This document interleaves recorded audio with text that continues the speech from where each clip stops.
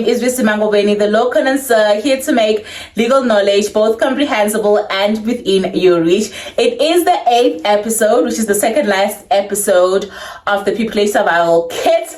I am quite excited to be taking you guys through this journey. So today we are going to be covering balancing your life during pupillage. I do think that pupillage is a very rewarding journey. However, it can be very daunting and very frustrating if you do not balance your life. I think that we've got lives outside of our professional fields. Whether you're going to be an advocate and you are going through pupillage, you are going to have to learn how to balance your life. And I think pupillage is a year that plays a crucial role for you. So a little bit about me. I am a mother of a 2-year-old who is soon to be 3. And I had to juggle pupillage while mothering my son, right? The most important thing for me was that I had to ensure that every other relation in my life is intact and is taken care of in order for me to flourish during my pupillage. Additionally, I had to make sure that I take care of my mental health, because I believe that your mental health is actually your wealth, guys. When you're good mentally, everything else in your life will work out and you'll be able to basically function at your optimum best because you are okay mentally. So mental health is also something that I want to discuss in this video. So let's start with balancing your family life, your friendships, and all of that. What I did is that I had a great support system. So my advice to you is have a great support system. Sit your family down, sit your family members down and tell them that, hi, I'm going to be going through pupillage, which is already a daunting journey. I'd like to ask for your support. This year, it's going to be a year that I have to be dedicated. I have to have sleepless nights. Promise you, they're going to be understanding. Have a support system and always ensure that you are communicating with them when you need something, because sometimes people don't know how to show up for us because we don't tell them how they can show up for us. So please be open about your journey. Please be open about just how it requires a lot of resilience and just how it requires so much more of your time. So if you used to have a lot of family time, you could tell them that this year family time could be decreased and I could be spending more time studying even though I am home. So just make them to understand that new dynamic that has now come into your life, right? So that's the very first thing that I did. And how I juggled it with parenting a 2-year-old is that I would sit and read my Erasmus and I'd open his lovely books for him, and he would still feel like I'm here, but I would be studying and he would also be focusing on coloring or things like that. That would still be family time for me, and I would also make sure that I tuck him in. So for me, putting my child to sleep was the most important. So I had to make sure that before I go study, I'm gonna tuck him in, then go study.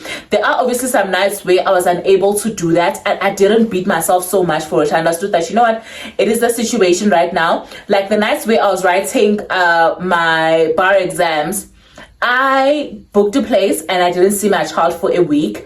It was a good decision because I believe that a great mother is also a healthy mother, a mother that is going for her dreams, and a mother that is living her best life so that she can give her child her best life, and also setting an example to my son that you must go for your dreams and you must work hard for your dreams. But I didn't pick myself up for the 7 days that I wasn't there with him. Those 7 days I had my nanny there, I had my parents there, I just had family that were at least filling the role in for me. And what I'll do is that I'll make sure that I call in the morning and I'll make sure that I call at night, and also that kept me mentally sane. So that is that. Please share with your family about how this journey can turn out for you and just how much you need their support. So yeah, that's what I did in terms of like balancing my family life. In terms of my friendships, so my best friend is in law. Her name is Sheila Kololo. She's right here on YouTube. Please subscribe to her YouTube channel. My best friend was very much my support system. I think, I actually don't want to talk much about my best friend because I don't want to get emotional. That girl had my back this year. She is generally one of the people that supported me with my pupillage journey, and not just supporting me in terms of like emotionally, but also financially. She was the most amazing person with this journey. She made sure that I actually registered for pupillage. My registration money for pupillage also had a financial contribution into it. So I'm really thankful for that. She really showed up for me during this journey. I could call her at night and tell her just how I feel. I could study with her on some nights. She was writing her board exams. She was a candidate attorney this year, and I was a people advocate. But however, we could literally sit and talk about law and teach each other things. I remember there was a time where I'd be like, okay, read rule 18, I'll read rule 18, and then we can both discuss it. That was a beautiful journey. Additionally to that, I also had friends who had nothing to do with law, or friends that were far away from me, but they'll check on me, you know, now and then, would call now and then, would text now and then. Tapelo Mabona, he's all the way in Bloemfontein, but I would still feel like he's very supportive because he'll send me a text and say, I'm proud of you and all of that. So I really had friends who were supportive. I really had friends who really showed up for me. Apart from the friends that the bar blessed me with, I think that even my personal friends that I met before the bar were very supportive.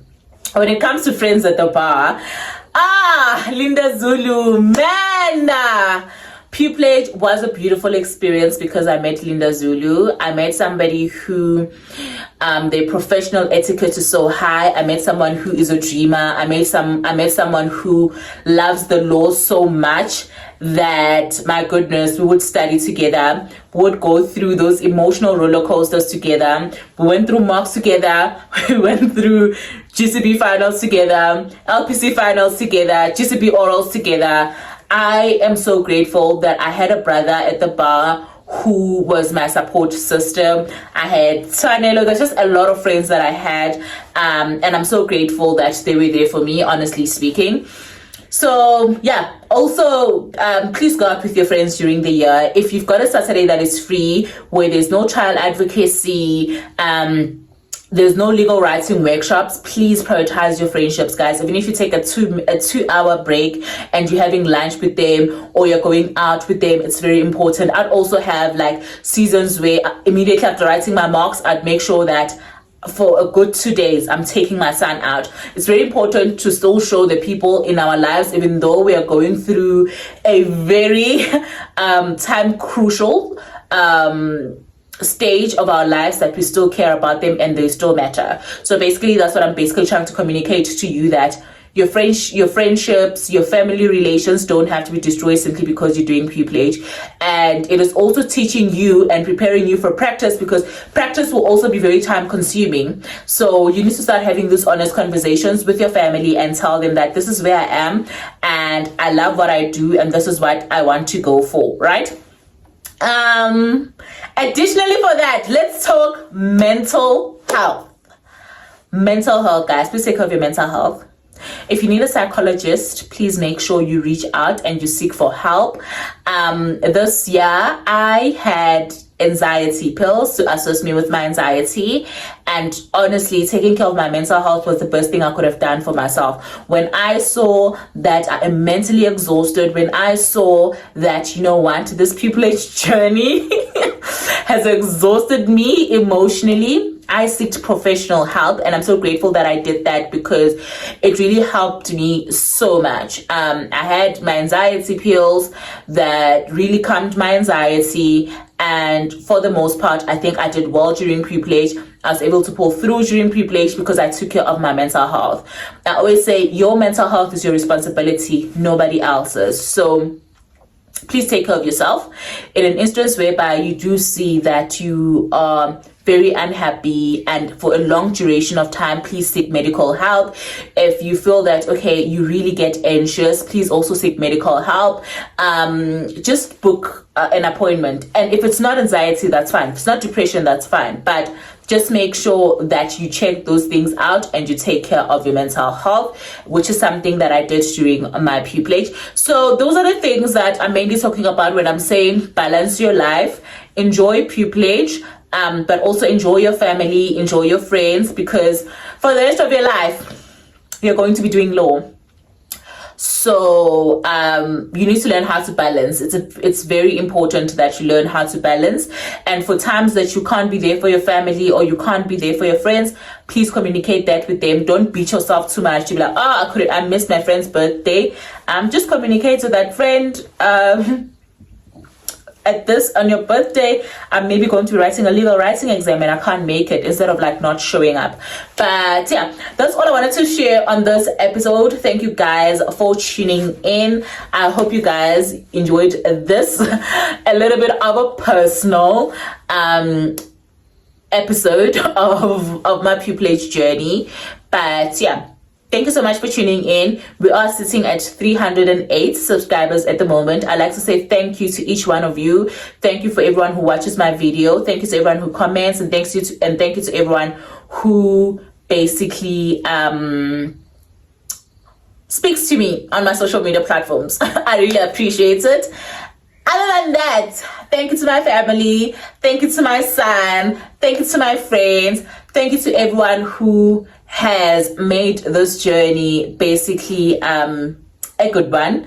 I had mentors, not even one mentor, not even two, not even three, but I had people who had walked my journey at the bar who were also just as supportive. I'd like to say thank you for that.